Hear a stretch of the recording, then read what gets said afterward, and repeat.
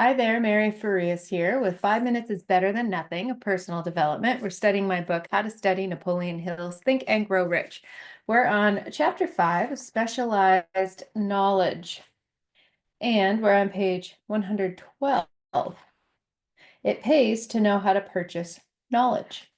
First of all, decide the sort of specialized knowledge you require and the purpose for which it is needed. To a large extent, your major purpose in life, the goal toward which you are working, will help determine what knowledge you need. With this question settled, your next move requires that you have accurate information concerning dependable sources of knowledge. The more important of these are A, one's own experience and education. B, experience and education available through cooperation of others, Mastermind Alliance. C, colleges and universities. D, public libraries through books and periodicals in which may be found all the knowledge organized by civilization. And E, specialized training courses through night schools and home study schools in particular. As knowledge is acquired, it must be organized and put into use for a definite purpose through practical plans. Knowledge has no value except that which can be gained from its application toward some worthy end. This is one reason why college degrees are not valued more highly. They represent nothing but miscellaneous knowledge. If you contemplate taking additional schooling, first determine the purpose for which you want the knowledge you are seeking. Then learn where this particular sort of knowledge can be obtained from reliable sources.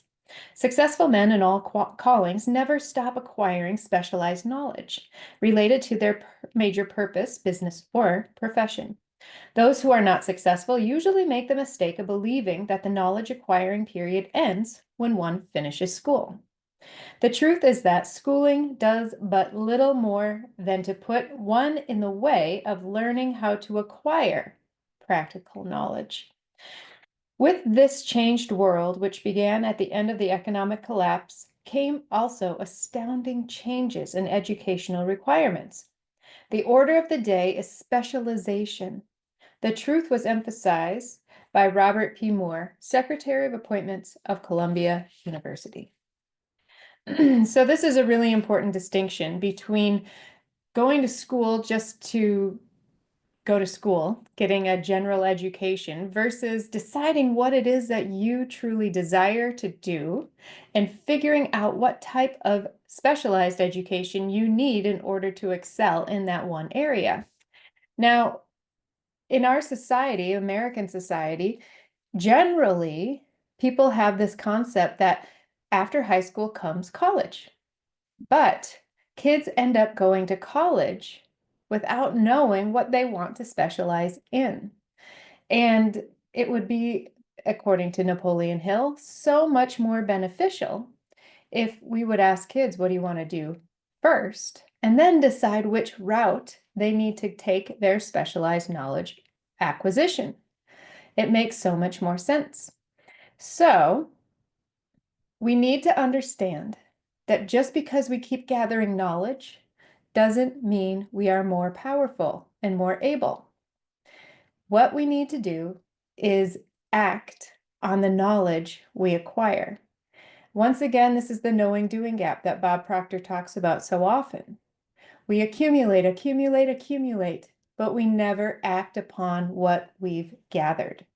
Now, here's your challenge. As you gain awareness and gain understanding of these concepts, break down the specialized knowledge that you've got. Are you using it? Are you using the general knowledge that you have? How can you bolster your specialized knowledge in your profession or in what you are wanting to do with your life? We can have these ultimate goals, definite purpose, as Napoleon Hill says, but we can just keep them as wishes and dreams and not acquire the knowledge to get there. And even if we acquire the knowledge, if we're not acting on that knowledge, we're standing still. So make sure you do a little inventory of your specialized and general knowledge and make sure you're using it. And if you're not, and if you find that you're just gathering information, it's time to take a step forward. That's it for today. We'll see you tomorrow.